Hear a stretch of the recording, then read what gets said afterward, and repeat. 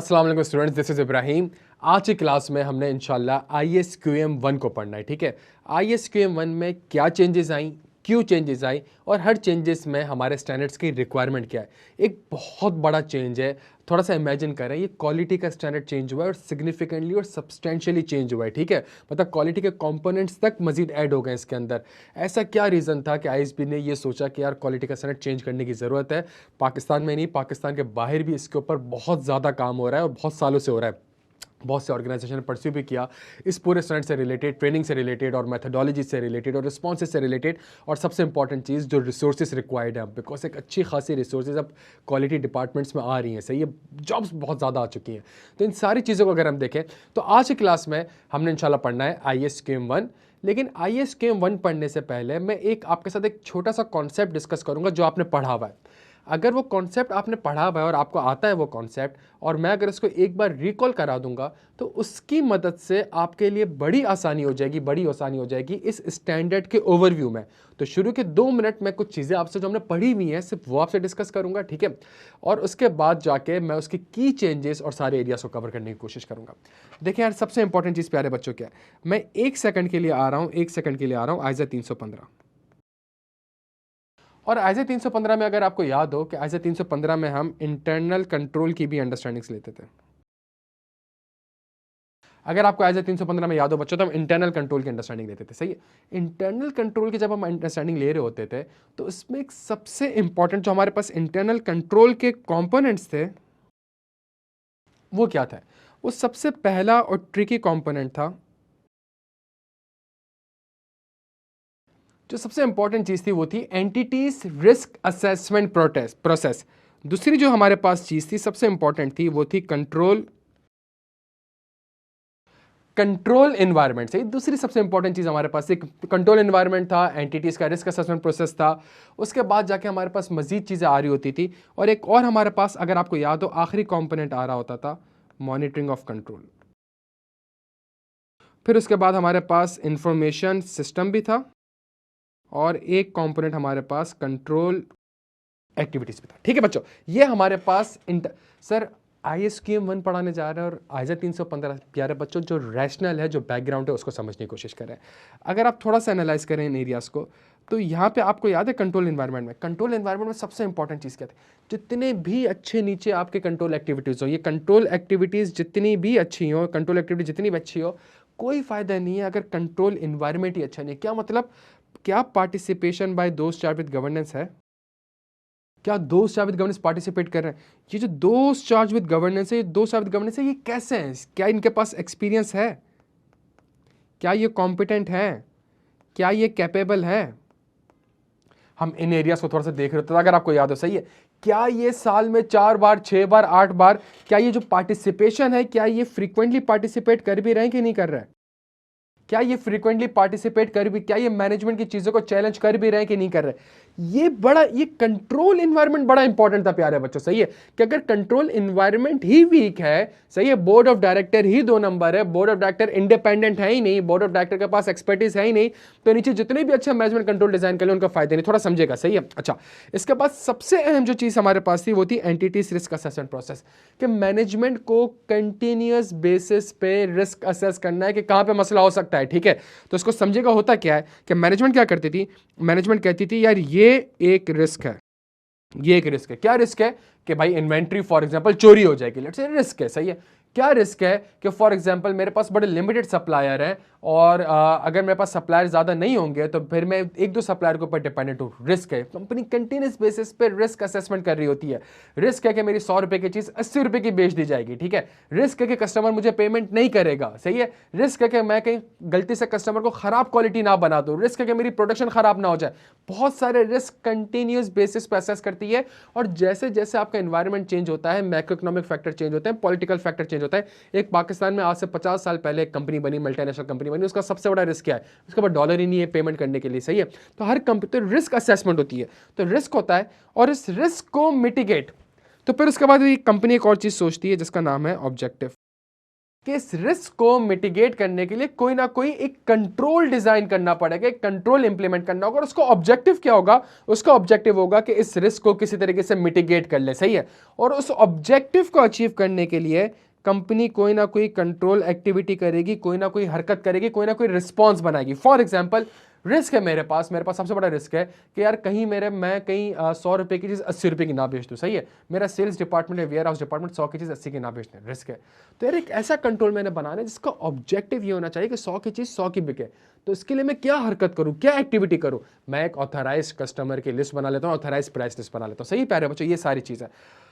अगर आप गौर से देखें, जब आप एक कंपनी का ऑडिट कर रहे हैं और कंपनी के आप board of director, governance, leadership को देख रहे हैं, सही है, कंपनी के रिस्क असेसमेंट प्रोसेस को देख रहे हैं कि ये ऑब्जेक्टिव अचीव होना चाहिए, और इस ऑब्जेक्टिव को अचीव करने के लिए इस ऑब्जेक्टिव को शायद ये अचीव ना हो सके बिकॉज ये रिस्क है, और इस रिस्क को एड्रेस करने के लिए या इस ऑब्जेक्टिव को अचीव करने के लिए हमें ये रिस्पॉन्स बनाना पड़ेगा। जब आप एक कंपनी का ऑडिट इस तरीके से कर रहे हैं, आप खुद एक ऑडिट फर्म है और आप हज़ारों नहीं लाखों कंपनीज को ऑडिट कर रहे हैं लेट से, और ठीक ठाक कंपनीज के, इसके अंदर पब्लिक इंटरेस्ट एंटिटीज भी हैं लिस्टेड, आपका अपना रिस्क असेसमेंट प्रोसेस कहाँ है? आपकी अपनी गवर्नेंस एंड लीडरशिप कहाँ है? आपका ये अपनी सारी चीज़ें कहाँ मौजूद है जिसमें आप कहें कि यार मेरी एक ही जिम्मेदारी कि मैंने क्वालिटी ऑडिट करना है। तो क्या रिस्क हो सकते हैं? रिस्क क्या हो सकते हैं? उस रिस्क को मिटिगेट करने के लिए मुझे कोई ना कोई रिस्पॉन्स बनाना पड़ेगा, सही, मुझे कोई ना कोई रिस्पॉन्स बनाना पड़ेगा ताकि मैं अपने क्वालिटी के ऑब्जेक्टिव्स को अचीव कर सकूं। प्यारे बच्चों, अपने क्वालिटी के ऑब्जेक्टिव को अचीव कर सकूं। इसी चीज़ को आप कंटिन्यू करते हैं हम ISQM1 की शक्ल में। तो जो चीज़ें मैं लिखने जा रहा हूं आपको समझ में आ जाएंगी कि हमारे पास क्या चेंजेस आई हैं, सही है। ISQM1 को अगर गौर से देखें तो वो कहता है कि जी फर्म ने एक सिस्टम ऑफ क्वालिटी कंट्रोल से सिस्टम ऑफ क्वालिटी मैनेजमेंट बनानी। मैनेजमेंट का वर्ड क्यों है? बिकॉज एक कंटिन्यूस प्रोसेस है, रिस्क असेसमेंट प्रोसेस है, कंटिन्यूस प्रोसेस। आपने क्वालिटी को मैनेज करना है, सिस्टम ऑफ क्वालिटी मैनेजमेंट बनानी है। इस सिस्टम ऑफ क्वालिटी मैनेजमेंट के क्या कंपोनेंट्स हैं प्यारे बच्चों?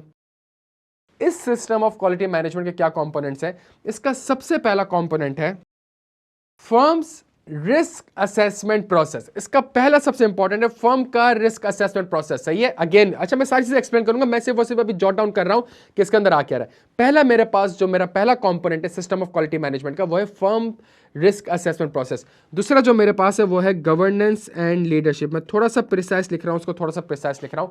दूसरा मेरे पास है प्यारे बच्चों गवर्नेंस एंड लीडरशिप, सही है। तीसरी सबसे इंपॉर्टेंट चीज मेरे पास है रेलिवेंट एथिकल रिक्वायरमेंट। ये याद आ रहा होगा, पहले हम ISQC1 में पढ़ते थे, रेलिवेंट एथिकल रिक्वायरमेंट। चौथी चीज मेरे पास है एक्सेप्टेंस एंड कंटिन्यूअस, सही है। चौथी चीज मेरे पास है एक्सेप्टेंस एंड कंटिन्यूअस। पांचवी चीज मेरे पास है एंगेजमेंट परफॉर्मेंस। छठी चीज मेरे पास है रिसोर्सेस।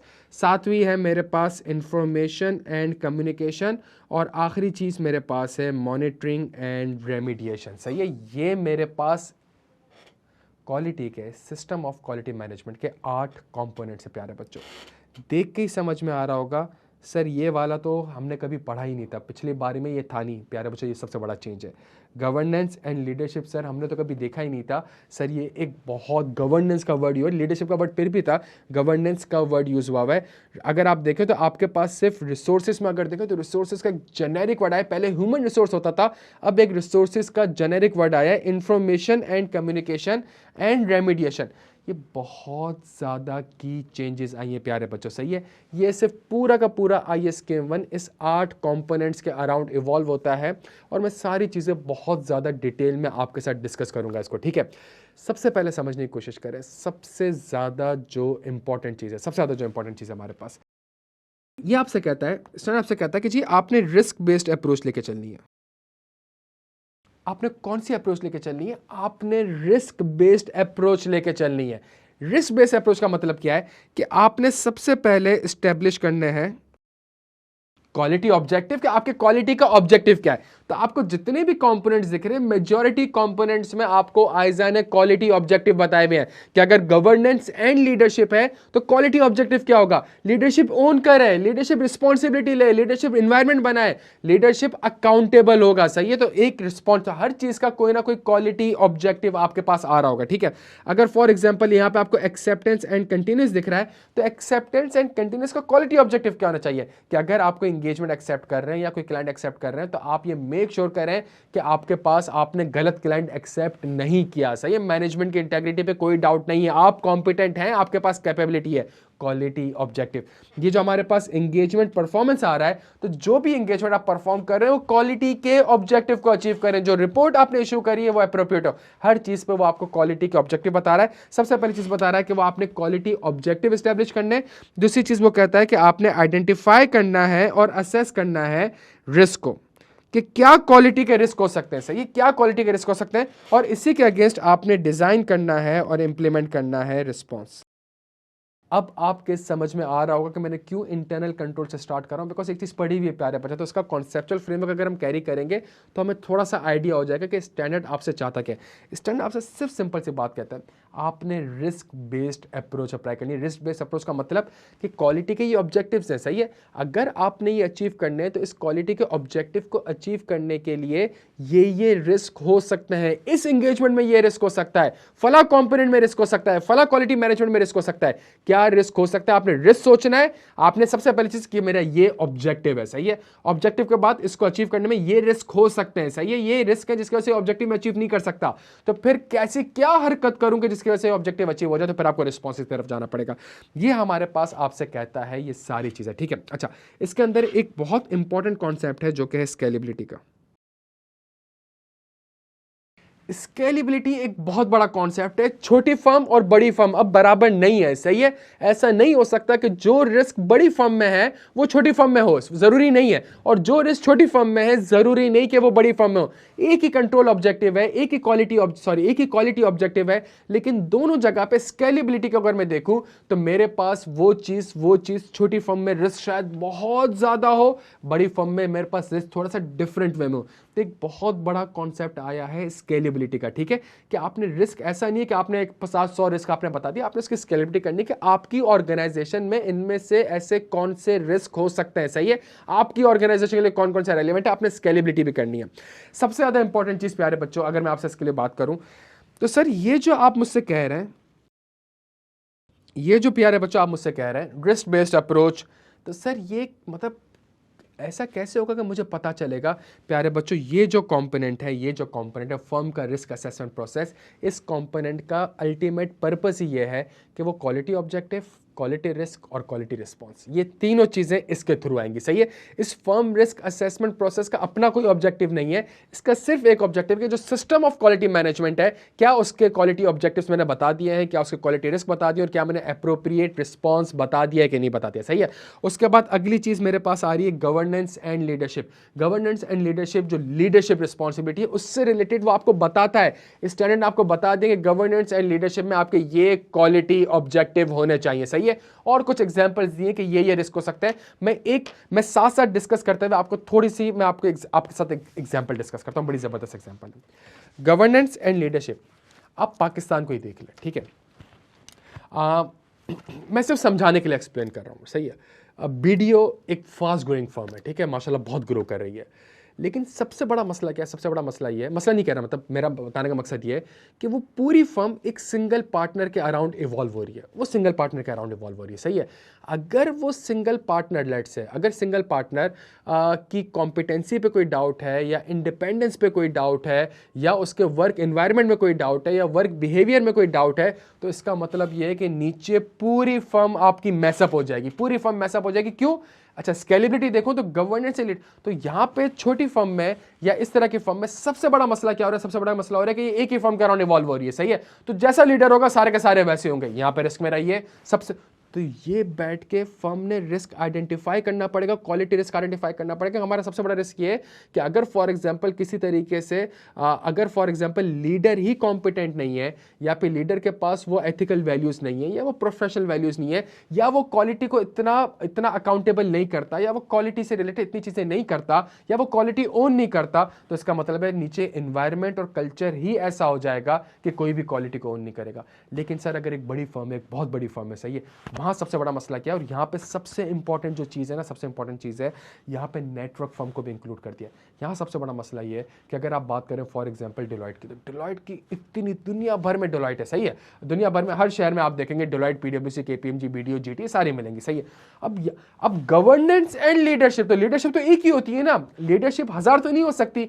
तो सर डिलॉयट एज अ पूरे दुनिया में फैली हुई है, 2000, 3000, 4000, 5000 उसकी एंटिटीज होंगी पूरी दुनिया में, ठीक है।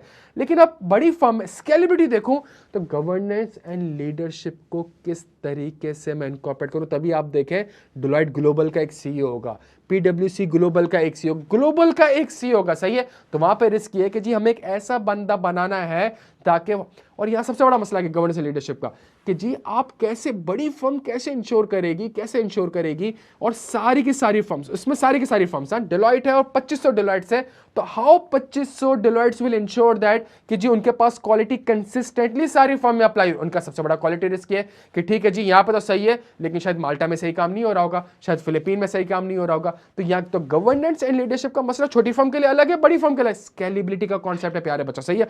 इसके बाद सबसे इंपॉर्टेंट चीज है एथिकल रिक्वायरमेंट।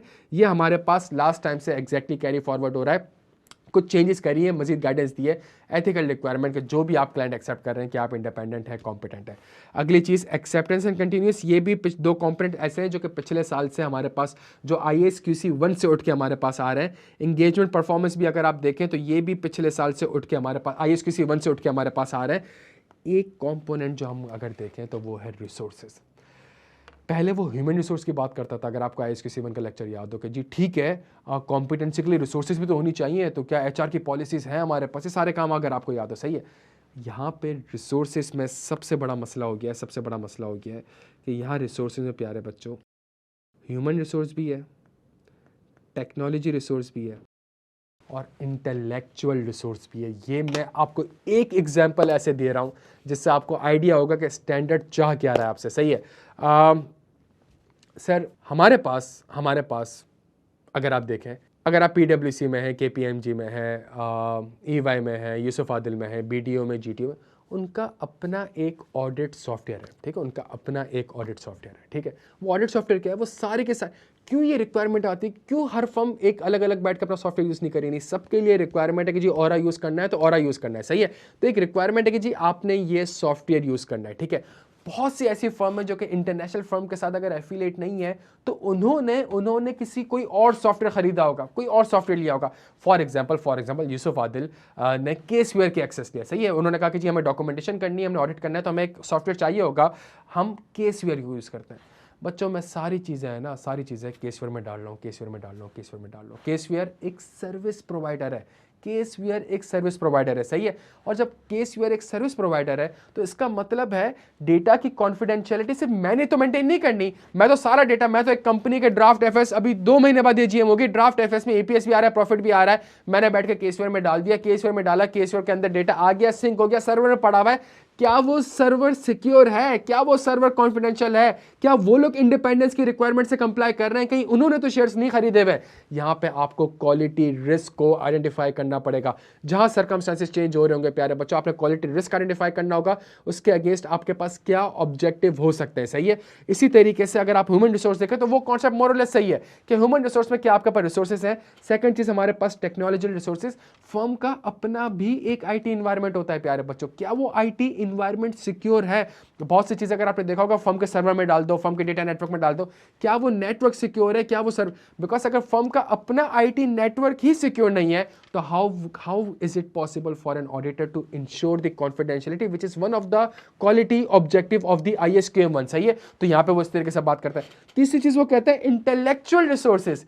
क्या अगर आप देखें, अगर आप BDO में, GT में, डिलॉयट में है, PwC में, KPMG, आपकी अपनी एक ऑडिट गाइड्स होती है, सही है, आपकी अपनी एक ऑडिट अप्रोच होती है, आपके अपने एक ऑडिट मैनुअल्स होते हैं, आपके अपने एक IFRS के ऊपर गाइड्स होती है, PwC की अपनी गाइड है, डिलॉयट की अपनी गाइड्स है अकाउंटिंग के ऊपर, डिलॉयट की अपनी मेथोडोलॉजी, PwC की अपनी मेथोडोलॉजी है। हमने जॉइंट ऑडिट कर रहा तो PwC की अपनी मेथोडोलॉजी के तहत ऑडिट कर रहा होता है, मैं एक अपनी मेथोडोलॉजी के तहत ऑडिट कर रहा होता हूँ।